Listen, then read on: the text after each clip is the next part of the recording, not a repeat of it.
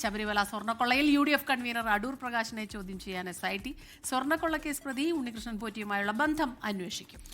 ഇതിനിടെ മുൻ ദേവസ്വം മന്ത്രി കടകംപള്ളി സുരേന്ദ്രൻ SITക്ക് നൽകിയ മൊഴിയുടെ കൂടുതൽ വിവരങ്ങൾ പുറത്തുവന്നു. അതേസമയം SITയിൽ CPIM ബന്ധമുള്ള 2 CIമാരെ നിയോഗിച്ചത് അന്വേഷണം അട്ടിമറിക്കാനാണെന്ന് പ്രതിപക്ഷ നേതാവ് ആരോപിച്ചു.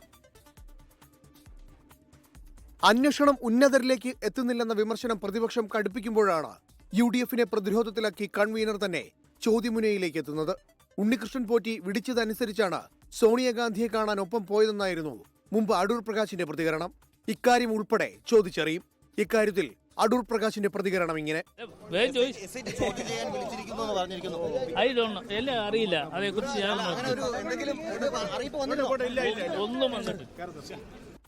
നിയമത്തിന്റെ വഴിക്ക് പോകുമെന്ന് AICC general secretary KC Venugopal.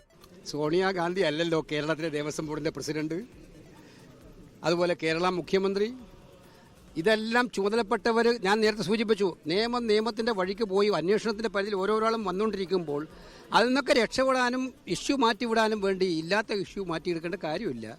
അതേസമയം SITയിൽ CPIM ബന്ധമുള്ള 2 CIമാരെ നിയോഗിച്ചത് അന്വേഷണം അട്ടിമറിക്കാനാണെന്ന ആരോപണവുമായി പ്രതിപക്ഷ നേതാവ് VD സതീശൻ രംഗത്തെത്തി. ഇവരുടെ ഇടപെടൽ SITയെ നിർവീര്യമാക്കുമെന്നും പ്രതിപക്ഷ നേതാവ്. സ്വർണ്ണക്കൊള്ളയിൽ ദേവസ്വം മുൻ മന്ത്രി കടകംപള്ളി സുരേന്ദ്രന്റെയും തിരുവിതാംകൂർ ദേവസ്വം ബോർഡ് മുൻ പ്രസിഡന്റ് PS പ്രശാന്തിന്റെയും മൊഴിയിൽ വിശദമായ പരിശോധനയിലേക്ക് അന്വേഷണ സംഘം കടന്നു. ഉണ്ണികൃഷ്ണൻ പോറ്റിയെ സ്പോൺസർ എന്ന നിലയിൽ ശബരിമലയിൽ വെച്ച് കണ്ടിട്ടുള്ള പരിചയം മാത്രമാണെന്നാണ് കടകംപള്ളി സുരേന്ദ്രന്റെ മൊഴി.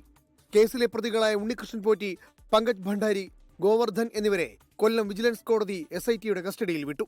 24 തിരുവനന്തപുരം. ലോകത്തെവിടെയായാലും ഏത് സമയത്തും 24 വാർത്തകളും ഓഗ്മെന്റഡ് റിയാലിറ്റി പാക്കേജുകളും എക്സ്പ്ലെയിനറുകളും വിശദമായി കാണാൻ ഞങ്ങളുടെ YouTube ചാനൽ നിങ്ങൾക്ക് സബ്സ്ക്രൈബ് ചെയ്യാം.